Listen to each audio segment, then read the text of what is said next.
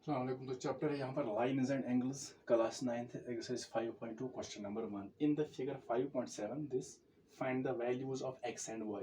हमें x और y का जो है वैल्यू निकालना है। And then show that A B parallel C D. तो हमें यहाँ पर दिखाना है ए बी और सी डी पैरेलल है। तो हमने यहाँ पर पहले ही पढ़ा है, अगर यहाँ पर दो लाइन्स पैरेलल है, for example these are two parallel lines, तो ये ट्रांसवर्सल है। तो यहाँ पर एंगल बनते हैं, जैसे angle 1, angle 2, angle 3, angle 4, angle 5, 6, 7 और 8। तो यहाँ पर ये 8 एंगल बनते हैं। हमने यहाँ पर इंडिकेट किया 1 2 3 4 5 6 7 8। तो यहाँ पर बनते हैं, पहले तो ऑल्टरनेट एंगल्स बनते हैं। तो ऑल्टरनेट कैसे बनते हैं? जो 3 का है वो 3 6, एंगल 3 और एंगल 6, ये एक ऑल्टरनेट पेयर है। और एंगल 4 और एंगल 5, तो एक पेयर होती है ऑल्टरनेट एंगल्स की, पेयर। तो 4 और 6 दूसरी पेयर, तो दो पेयर यहाँ पर बनेगी ऑल्टरनेट एंगल्स की। तो ये एंगल्स बराबर होते हैं, लेकिन यहाँ पर कंडीशन है जब लाइन्स पैरेलल होंगी तब ये बराबर होंगी। तो एक तो ये है और दूसरी है कॉरस्पॉन्डिंग एंगल्स यहाँ पर। तो कॉरस्पॉन्डिंग कैसे होते हैं? जो एंगल 2 है, 2 और 6, एंगल 2 एंगल 6, ये तो एक पेयर है कॉरस्पॉन्डिंग एंगल की। जो दूसरी पेयर बनेगी एंगल 4 एंगल 8, तीसरी पेयर बनेगी एंगल 1 एंगल 5, और चौथी पेयर जो बनेगी कॉरस्पॉन्डिंग एंगल की एंगल 3 एंड एंगल 7। तो 4 पेयर्स बनेगी यहाँ पर कॉरस्पॉन्डिंग एंगल की, तो वो भी बराबर होंगे। लेकिन यहाँ पर भी कंडीशन है व्हेन लाइन्स आर पैरेलल। तो यहाँ पर जो ये एक और पेयर बनती है 3 और 5, these two angles, angle 3 and angle 5। तो ये कौन से एंगल्स हैं? ये तो एक इंटीरियर है, यानी दो लाइन्स के बीच में है, इंटीरियर और ट्रांसवर्सल के एक ही साइड में। तो they are called interior angles, यानी angle 3 and angle 5, angle 3 angle 5। तो ये कौन सी पेयर है? Interior angles on the same side of transversal. तो ये होते हैं सप्लीमेंट्री, यानी उनका सम जो होता है 180 के बराबर है। तो मगर यहाँ पर कंडीशन ये भी यही है कि जब लाइन्स पैरेलल होंगी। तो एक और पेयर बनती है यहाँ पर 4 और 6, angle 4 and angle 6, this also interior angles on the same side of transversal. तो ये भी सप्लीमेंट्री होंगे, यानी इनका सम 180 के बराबर होगा, लेकिन कंडीशन है लाइन्स आर पैरेलल। तो अब इसका वाइस वर्सा लेंगे। तो अगर लाइन्स पैरेलल होंगी तो ऑल्टरनेट एंगल्स बराबर होंगे, कोरस्पॉन्डिंग एंगल बराबर होंगे। अब इसका वाइस वर्सा लेंगे। अगर ऑल्टरनेट एंगल बराबर होंगे तो फिर लाइन्स पैरेलल होंगी, या कोरस्पॉन्डिंग एंगल बराबर होंगे तो लाइन्स पैरेलल होंगी। तो यहाँ पर हमें प्रूव करना है show that A B parallel C D. तो पहले यहाँ पर एक्स और वाई का वैल्यू निकालना है और हमें दिखाना है A B parallel C D, these two are parallel lines. तो कैसे करेंगे? यहाँ पर हम डायरेक्ट इसका लेंगे सोल्यूशन।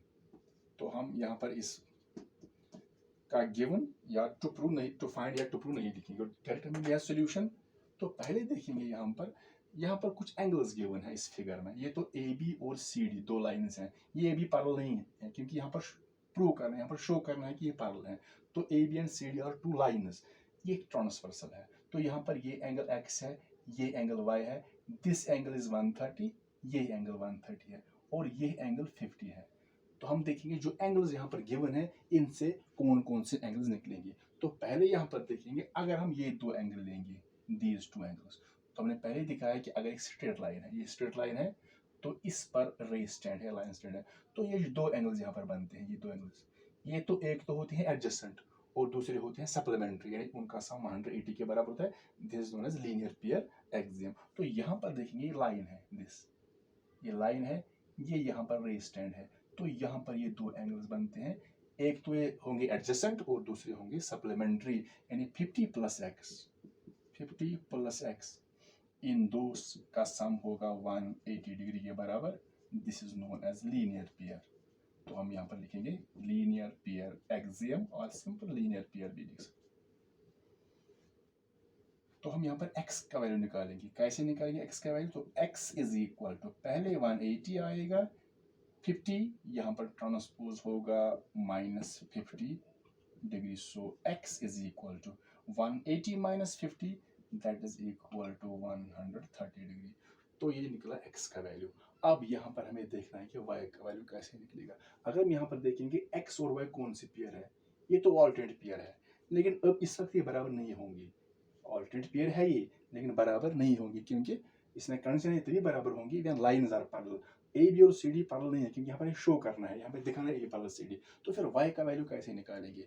अब यहाँ पर देखेंगे ये दो आइलैंड, ये अगर इंटरसेक्टिंग लाइन्स होंगी, इंटरसेक्टिंग लाइन्स, तो यहाँ पर कौन सी पेयर बनती है, वर्टिकली अपोजिट एंगल्स, यानी ये और ये, these are called vertically opposite angles, ये भी बराबर होती हैं। और this pair, this angle and this angle, vertically opposite angles, तो यहाँ पर देखेंगे ये एंगल और ये एंगल, ये दोनों वर्टिकली अपोजिट एंगल्स हैं, ये बराबर होंगे। अगर ये 130 है तो this y is also equal to 130, तो यहाँ पर लिखेंगे y is equal to 130 degree. तो ब्रैकेट में लिखेंगे, रीजन इसका ये है vertically opposite angles.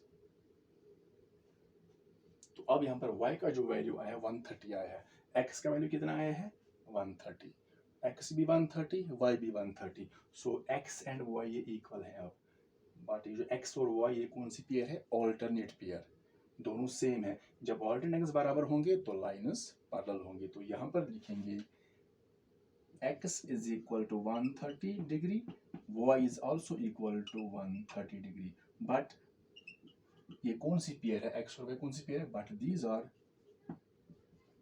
these are alternate angles, ये alternate angles हैं, hence